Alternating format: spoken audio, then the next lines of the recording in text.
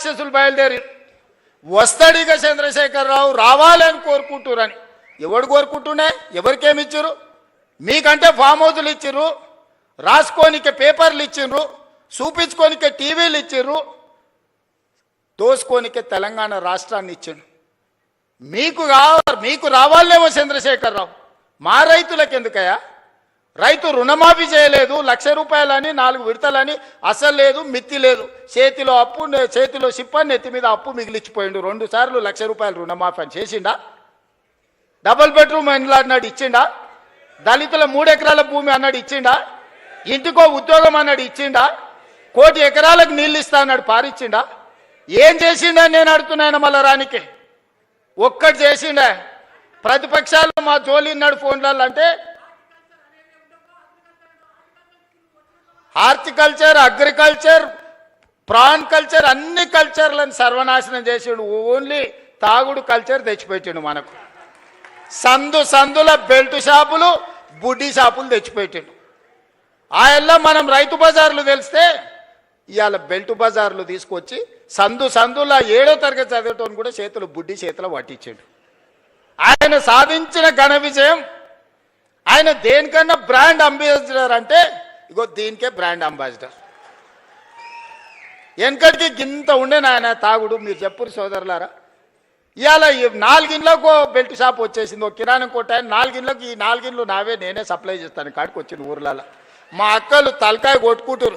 ఇంటి ఆయన గట్లున్నాడంటే వీడు కూడా గిట్ల తయారైనాడు ఆ పిల్లగాడని. సాయంత్రం 6 కాకముందే గోడలు పట్టుకొని నడుస్తారు 12-16 ఏళ్ళ పిల్లలు. మా అక్కలకు గోస తెలవాలి. ఇంటి ఆయన ఎట్లో అట్లా మోస్తే ఇంకేముందో నా జీవితం అంటే ఇట్లా అయిపోయింది. కానీ నా కొడుకన్నా మంచోడు అవుతాడు, చదువుకుంటాడంటే పిల్లలను కూడా తాగుబోతులను తయారు చేసాడు చంద్రశేఖరరావుని చూసి.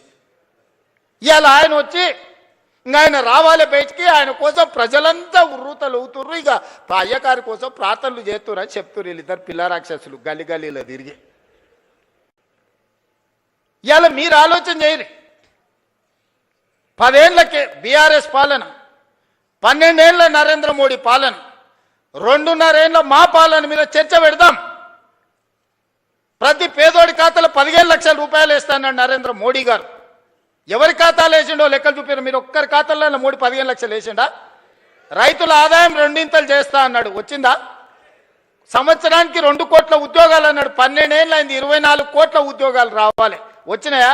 2 ఇచ్చిండా, బండి సంజయ్కి, కిషన్ రెడ్డికి. ఇంకెవరికన్నా నౌకరు ఇచ్చిండా తెలంగాణలో? చిల్లి గవర్నర్ని ఇచ్చిండా? గల్లీలో మోరీ తీసే ఎన్నికలు ఉంటే వార్డు మెంబర్ ఉంటే మోడీ వస్తాడు అంటారు, కౌన్సిలర్ ఉంటే మోడీనట, సర్పంచ్ ఉంటే మోడీనట. మోడీ వచ్చి మోరీ తీస్తాడే? పెళ్లి పెద్దను చూపించి పిల్లని ఇస్తే పిల్లగాడు సంసారం చేయకపోతే ఎవరిని అడుగుతామే? పెళ్లి పెద్దను చూసి పిల్లని ఇస్తామా? మనందరం వ్యవసాయం చేసిన గ్రామాల నుంచి వచ్చిన వాళ్ళమే కదా. పిల్లగాడు దుక్కి దుంతాడా, లేదా వ్యవసాయం చేస్తాడా, లేకపోతే నౌకరు చేస్తాడా, వీడు ఎంత సమర్థుడు అని పిల్లని ఇస్తాం. కానీ పెళ్లి పెద్ద గట్టోడు పెళ్లి పెద్దను చూసి పిల్లని ఏమంటే చెప్పు తీసుకొని కొడతారు వాడు రేపు సంసారం చేయకపోతే. బీజేపీ వాళ్ళ గతి గట్లుంది. నిన్నమని ఒక ఆయన వచ్చిండు, నవీనో నమోనో అని, ఆయన పేరు ఏందో నాకైతే మొత్తం తెలియదు. కానీ ఇంకా ఆయన వచ్చి చెప్తుండు వచ్చేది మాదే అని. ఏంది వచ్చేది మీది? పన్లీగులో పట్టించాలి. వెస్ట్ బెంగాల్ వచ్చింది వస్తాను. వెస్ట్ బెంగాల్ 15 ఏళ్ళు పట్టింది. తెలంగాణలో కూడా గదే గతి అవుతుంది మీకు. ఆడేనో మమతా బెనర్జీ గారు కాబట్టి మీ పప్పులు ఉడికినాయి. ఈడ మా వాళ్ళు అందరు ఉన్నారు, ఈయనే ఉన్నారు, దంచుతారు. అందుకే మిత్రులారా, ఇవాళ రైతులను ఆలోచన చేయమంటున్నా. 8,11,000 కోట్ల రూపాయల అప్పు నుంచి, నెల జీతాలు ఇవ్వలేని పరిస్థితి నుంచి ఒకటొకటిగా 8,000 కోట్ల రూపాయలు రిటైర్మెంట్ బెనిఫిట్స్ ప్రభుత్వ ఉద్యోగస్తులకు బకాయిలు పెట్టి 58 ఏళ్ల రిటైర్మెంట్ వయస్సును వాళ్లకు బెనిఫిట్స్ ఇవ్వాల్సి వస్తుందని 61 ఏళ్లకు పెంచితే 2024 నుంచి ప్రతి నెల 1000 మంది రిటైర్ అయ్యి 1000 కోట్లు నాకు అదనంగా రిటైర్మెంట్ బెనిఫిట్స్ ఇవ్వాల్సి వచ్చింది. ఆర్టీసీలో బంద్ పెట్టి వందలాది మంది కార్మికులు చచ్చిపోయి 100 రోజుల పైగా దీక్ష చేసి 100 మంది చచ్చిపోతే ఆర్టీసీ లాస్లో మునిగి నడవలేని పరిస్థితి. టైర్లకు ట్యూబ్లకు పంచర్లు వేసుకునే పరిస్థితి లేకుండా ఆర్టీసీ. ఇవాళ ఆర్టీసీ 1000 కోట్ల రూపాయల లాభంతో నడుస్తుంది. ఇవాళ సింగరేణి కష్టపెట్టి నిలబెట్టినాం. విద్యుత్ శాఖను ప్రక్షాళన చేసినాం. ఆర్థిక శాఖ ఈరోజు కష్టపడి నిలదొక్కుంటుంది. వ్యవసాయ శాఖ గురించి నాకంటే మీకెక్కువ తెలుసు. రెవెన్యూ శాఖ ధరణి పేరు మీద ఘడీల కోసం గులాంగిరి చేసే వ్యవస్థను తీసుకొస్తే ధరణిని బంగాళాఖాతంలో వేసి భూభారతి తీసుకొచ్చి ఈరోజు మీ సమస్యల్ని ఈ ప్రభుత్వం పరిష్కరిస్తలేదా? మా అక్కలు ఈయనే ఉన్నారు. ఆ ఎల్ల అమ్మగారింటికి పోవాలన్నా, అమ్మవారిని దర్శించుకోవాలంటే అయితే ఇంటి ఆయనని అడగాలి, లేకపోతే పిల్లల్ని అడగాలి. బస్కిరాయి బిడ్డ అమ్మని చూసి వస్తా అంటే ఇప్పుడు నువ్వు ఏముంది అమ్మ నీకు దసరాకు వదువుగాని అనేటోళ్ళు ఉగాదికి అడిగితే. ఇవాళ ఇంటి ఆయన బాయికాడిపోతే అక్క బస్ ఎక్కి చక్క పోయి అమ్మని చూసి మళ్ళీ వచ్చి ఎప్పటిలాగా వంట వండుకుంటా ఈటీవీ మా టీవీ సీరియల్ చూస్తుంది. అక్కలారా మీరు చెప్పండి, మీ తమ్ముడు ముఖ్యమంత్రి అయినప్పటి నుంచి ఎవరన్నా మిమ్మల్ని ఒక్క పైసనన్నా బస్కిరా అడిగినరా? అక్క ఒట్టేసి చెప్పురి, 7 కన్నా ఓడి ఎవరైనా అడిగిర్రా? ఉచితంగా బస్సు ఇవ్వలే అక్క మీకు అందరికీ?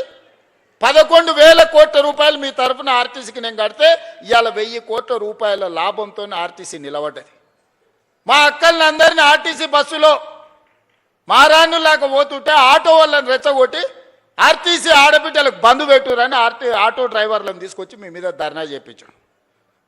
ఇరుగుతుందని చెప్పిన ధర్నా చేయించినోనికి మా అక్కల దగ్గరకు పోయారంటే ఇరుగుతుంది, ఏషాలు ఏ కూర మూసుకొని ఇంటికి పోరానంటే అందరు ఎక్కడోళ్ళు అక్కడ పోయారు. అట్లా మా అక్కల్ని ఉచితంగా బస్సులో పోతురని అవమానకరంగా చూస్తుంటే 1000 బస్సులు కొనిచ్చి 1000 బస్సులకు యజమానులకు మా మహిళా సంఘాలలో చేసి యజమానులను చేసిన మా అక్కలు ఇవాళ 1000 బస్సులకు యజమానులు. ఎవరో దాన ధర్మం మీద బస్సులో ఉచితంగా తీసుకపోతే ప్రయాణం చేసేటోళ్ళు కాదు, 1000 బస్సులకు యజమానులు చేసిన. సోలార్ విద్యుత్ అంటే అదాని అంబానీ అంటే 1000 మెగావాట్ల సోలార్ విద్యుత్ మా ఆడబిడ్డలకు ఇచ్చి ఈరోజు విద్యుత్ ఉత్పత్తి చేసే పెట్టించి ఈరోజు బట్టిగారితో ఒప్పందం చేపించి ఇవాళ మా అక్కలకు అందరికీ సోలార్ విద్యుత్ ఉత్పత్తి చేసే యజమానులను చేపించిన. పెట్రోల్ బంకులు రిలయన్స్ నడుపుతుందంటే నారాయణపేట నుంచి ఈరోజు సంఘాలకు పెట్రోల్ బంకులు ఇప్పించి పెట్రోల్ బంకు యజమానులను మా అక్కలను చేయలేదా? రిలయన్స్తో పోటీ పడే విధంగా మా అక్కలు ఇన్నే ఉంది కదా, చెప్పమనురి. ఇవాళ ఈ శిల్పారామం హైటెక్ సిటీ అంటే అన్ని ఐటీ కంపెనీలు, విప్రో, మైక్రోసాఫ్ట్, లేకపోతే పెద్ద పెద్ద కంపెనీలు అని. ఎప్పుడన్నా మా అక్కలకి పక్కనే 3.5 ఎకరాలు ఉందయా, 1000 కోట్లది. ఒకసారి ఇందిరా మహిళా శక్తి స్టాల్స్ అని దీని పక్కనే గోడ కూడా మొత్తం లేదు, పోత చూసిపోరు. 1000 కోట్ల రూపాయలతోని మా అక్కలు తయారు చేసిన వస్తువులు అమ్ముకోనికి హైటెక్ సిటీ పక్కన 1000 కోట్లు 150 షాపులు మా అక్కలు ఉత్పత్తి చేస్తే గ్రామాలలో ఉత్పత్తి చేసే వస్తువులను ప్రపంచానికే గర్వంగా ఇక్కడ పెట్టి ఇలా మా అక్కలకు హైటెక్ సిటీ పక్కన 1000 కోట్ల భూమి నేనిచ్చిన 1000 కోట్లు 8,000 గ్రామ సంఘాల కోసం మీటింగుల కోసం ఒక్కటేసారి మొన్న టెంకాయ కొట్టి ప్రారంభించిన. జిల్లా కేంద్రాలు తొందరలోనే 23 జిల్లాలలో వాళ్ళ మహిళా సంఘాలకు జిల్లా కార్యాలయాలు ఈరోజు కట్టిస్తున్నాం. ఇందుకోసం మేము పోవాలనా? పిల్లల ఫీజు రీఎంబర్స్మెంట్ పరిష్కరించి ఒక పద్ధతి పట్టుకొచ్చినందుకు వాళ్ళ తెలంగాణ ఉద్యమమే నిరుద్యోగ సమస్య కదా. ఓ శ్రీకాంతాచారి, ఓ కానిస్టేబుల్ కిష్టయ్య, ఓ ఈశాన్ రెడ్డి, ఓ వేణుగోపాల్ రెడ్డి, ఓ సురేష్ నాయక్, ఓ కవితా నాయక్, ఈ పిల్లలందరూ దేనికోసం చచ్చిపోయినరు? మేము అమరులమైనా సరే ఉస్మానియా యూనివర్సిటీ గేటును దాన్ని పెట్రోల్ పోసుకొని తగలబెట్టుకున్న యాదయ్య దేనికోసం చనిపోయిండు?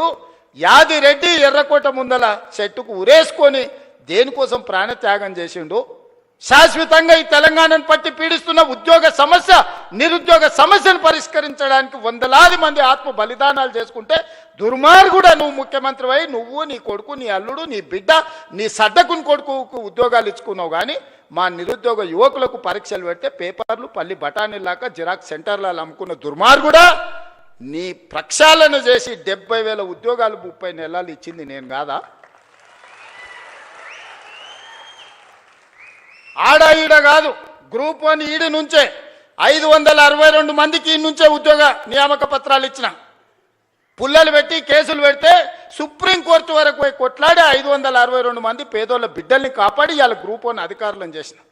గ్రూప్ 2లో 1100 మందిని చేసిన. గ్రూప్ 3, గ్రూప్ 4 టీచర్స్, డాక్టర్స్ అన్ని డిపార్ట్మెంట్లలో ఆర్ఎన్బి, యుఎన్సి ప్రతి డిపార్ట్మెంట్లో అగ్రికల్చర్ నుంచి ఇరిగేషన్ వరకు ఎడ్యుకేషన్ నుంచి ప్రతి డిపార్ట్మెంట్లో 70,000 ఉద్యోగ ఖాళీలను భర్తీ చేసి వాళ్ళందరూ కూడా మొదటి తారీఖు నాడే జీతాలు ఇస్తున్నాం కదా, ఇది కాదా ప్రజాపాలన?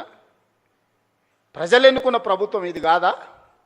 5 ఏళ్ల కోసం ప్రజలు ఎన్నుకుంటే నువ్వు రాజీనామా చేయి, నువ్వు దిగిపో. నీ అయ్యా జాగీరా దిగిపోనికే? మీ తాతల గడి అనుకుంటున్నావా? గడి ముందల లేకపోతే మేమేమన్నా బానిసలం అనుకుంటున్నావా? ఏమనుకుంటున్నావు? బిడ్డ దుక్కి దున్నే చేతులు ఇవన్నీ ఈడు ఉన్నాయి. నువ్వు అనుకుంటున్నావేమో మళ్ళా రావాలి, వస్తాడు, తిరుగుతాడు అని. వస్తే ఏమిస్తాడు? ఏమి చేయడు. మీరు ఆలోచన చేయండి సోదరులారా. రైతు రుణమాఫీ చేయడు, రైతు భరోసా ఇవ్వడు, నిరుద్యోగ సమస్య తీర్చడు, పండించిన పంట కొనడు. ఊరేసుకుంటే ఊరేసుకున్నట్టే అని చెప్పినోడు ఇవాళ 2,88,00,000 మెట్రిక్ టన్నుల ఉత్పత్తిని చేయటమే కాకుండా అన్ని ఒడ్లు ఉత్తమ్ కుమార్ రెడ్డి గారు కొని చూపించిండు. అట్లా చెప్పినోడు ఆయన ఫామ్ హౌస్లో 100 ఎకరాల వరి పండించుకుంటే 4,200 క్వింటాలు అమ్ముకున్నాడయా.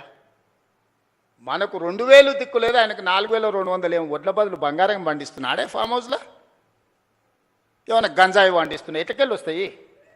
అంటే అధికారం ఉంది కదా అని నీ భూమిలో పండించిన పంటకు 4,200 కంపెనీలను వంగబెట్టి గుంజుకొని నువ్వా? ఆయన చేయగలిగింది ఒక్కటే, మళ్ళీ వచ్చిందంటే మీరు భార్యాభర్తలు మాట్లాడుకున్నా మీ ఫోన్లు ఇనుడు తప్ప ఇంకో పని చేయడు. ఫామ్ హౌస్లు ఎందుకుంటాడు? రాజకీయ నాయకులే విన్నాడంటే అర్థం ఉంది, అధికారుల ఫోన్లు విన్నాడంటే, నిఘా పెట్టిండంటే అర్థం ఉంది. పడనోళ్ళ గురించే దాన్ని విన్నాడంటే సరే ఏదో పడదు కాబట్టి విన్నాడని. అరే పిల్ల మొగులు మాట్లాడుకునేది నేను సిగ్గులేనోడు ఎవడని ఉంటాడా? ఏం బతికే అది బతక? అది కూడా బతికేనా? ఆఖరికి కన్న బిడ్డ కూడా చెప్పాను, నేను నా మొగుడు మాట్లాడుకున్నది కూడా ఈ దుర్మార్గులు విన్నారు అని చెప్పిందా లేదా? నేను కదా ఆయన సొంత బిడ్డనే చెప్పిందా? ఇంకెందుకే సిగ్గులేని బతుకు బాయిల దుంకి సావక? ఇంతకంటే సిగ్గులేని బతికేదాన్ని ఉంటుందా? ప్రతిపక్షాల వింటివి, అధికారుల ఫోన్లు వింటివి, పడనోళ్ళ వింటివి, పక్క రాష్ట్రాల్లో వింటివి, ఆఖరికి ఆలుమొగలు మాట్లాడుకుంటూ కూడా వాళ్ళ ఫోన్లు విని నీ పైశాచిక ఆనందం ఏందని నేను అడుగుతున్నా. అందుకోసం ఆయన మళ్ళా రావాలనా? పాపాల భైరవుడు అంట ఫామ్ హౌస్లు ఉన్నాడంట, మళ్ళీ రావాలనంట. ఆయన కోసం అంట మన అందరం ఎదురు చూస్తున్నామంట. ఇది వీళ్ళ జాతి, వీళ్ళ నీతి. అందుకే మిత్రులారా, ఏది ఉన్నా ఉన్నది ఉన్నట్టు చెప్తా, చెప్పిందే చేస్తా, చేసిందే చెప్తా, కాకపోతే కాదని చెప్తా. ఓ పూట మీకు నచ్చకపోయినా ఉన్నది ఉన్నట్టు చెప్పిండు ఆ పిల్లగాడని అంటారు. నాకేం గొప్ప కిరీటాలు పెట్టుకోవాలని లేదు, వజ్ర వైదూర్యాలు సంపాదించుకోవాలని ఆలోచన లేదు. ఈ పిల్లగాడు ఏదన్నా ఉంటే ఉన్నది ఉన్నట్టు కుండ బలగొట్టినట్టు చెప్తాడని మీరు అనుకుంటే చాలే. పదవి ఎంతకాలం ఉంటే ఉంటుంది, పోతే పోతుంది. పదవి ఎవరికి శాశ్వతం? ఇందిరమ్మకే శాశ్వతం కాలే, ఇందిరమ్మకే పదవి శాశ్వతం కాలే, ఎన్టీఆర్కు పదవి శాశ్వతం కాలే, రాజశేఖర రెడ్డికి పదవి శాశ్వతం కాలే. నాకు కూడా పదవి శాశ్వతం కాదు, మాటనే శాశ్వతం. మాట మాట్లాడితే నిలబడతాడు, మాట కోసం ఎంతకైనా నిలబడతాడు అనే పేరు కోసమే ఈ ప్రయత్నం అంతా. అబద్ధాల పునాదుల మీద ఈ ప్రభుత్వాన్ని నడపను. మీకు అబద్ధాలు చెప్పి మిమ్మల్ని నమ్మించే ప్రయత్నం చేయను. ఏమున్నదో అదే చెప్తా, ఏం చెప్పినో అదే చేస్తా. సోదరులారా, తెలంగాణ రైతాంగానికి నా విజ్ఞప్తి ఒక్కటే, వ్యవసాయాన్ని ఈరోజు కాలం మారింది, కాలానికి తగ్గట్టుగా మన నైపుణ్యం పెంచుకోవాలి. ఈసారి వర్షాలు పడవు, శాస్త్రవేత్తలు చెప్తారు. ఎలీనో వచ్చింది, నీళ్లు తక్కువ ఉంటాయి, వర్షాభావం పరిస్థితి ఉంటుంది, వర్షాల మీద నీళ్ళ మీద ఆధారపడ్డ పంటలు వేయకండి అని శాస్త్రవేత్తలు చెప్పారు. నేను గదే చెప్పిన. ఇక చూసినావా రేవంత్ రెడ్డి రైతులకు పంగనామం పెడుతున్నాను. అరే పంకమాలనోడా, వాన పడదురా అని నేను చెప్తున్నా. వాన పడకపోతే, నీళ్లు రాకపోతే, కాలువలు వారకపోతే వరి ఎట్లా వండుతుంది? కొంత తక్కువ చేయండి, తక్కువ నీళ్లతో వండే పంటలు వండించురు అని చెప్పిన. ఇది తప్ప? బజార్లో విలువ కలిగిన పంట సన్న ఓట్లు వేస్తున్నారు. కొన్నిసార్లు మనకు తెలియదు, మనకి ఎవడు ఏజెంట్ వచ్చి అమ్మితే గవ్వే తీసుకుంటాం. 7 రకాలకు మార్కెట్లో మంచి డిమాండ్ ఉంది, 7 రకాలు వేస్తే కొనుగోలుతో పాటు బోనస్ కూడా ఇస్తానని మా ఉత్తమన్న చెప్పిండు. ఒక మంచి మాట రైతులతో, రైతు వేదికలలో ఆ ఇత్తనాలు పెట్టి రైతులకు అందుబాటులో తెచ్చి మళ్ళీ ఏవో ఒకటి నకిలివి లేకపోతే అవోటి ఇవోటి మీకు మీ తలకు దాల్గిచ్చారు కదా అని ఇవాళ రైతు వేదికలలో విత్తనాలు తీసుకొచ్చి మీ అందరికీ అందుబాటులోకి తీసుకొచ్చినాం. పంట మార్పిడి చేయండి అన్నాం. అవసరమైన విత్తనాలు మీ దగ్గరికి తీసుకొచ్చి రైతులకు